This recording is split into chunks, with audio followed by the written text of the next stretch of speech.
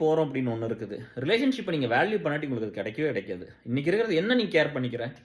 நம்ம என்னத்த கேர் பண்ணிக்கிறோம்? நம்மளுக்கு ஒரு நல்ல வாழ்க்கை வேணும். ஒரு அந்யோன்யமான வாழ்க்கை வேணும். நான் முதல்லயே சொல்லிட்டேன். பணம் கண்டிப்பா வேணும். இங்க வந்து பணம் தான் எல்லாம்னு சொல்லிட்டு, பணத்த சம்பாரிக்கிறத ஹார்டாக்குறாங்க எல்லாரும். பணம் தான் எல்லாம். கரெக்ட்டா? நான் இல்லைன்னு சொல்லல. பணம் வேணும் தான். பட் பணத்த மட்டும் வச்சு நம்ம என்னத்த பண்ணிருவோம்? ஒரு புள்ளைய பெத்துக்க முடியுமா?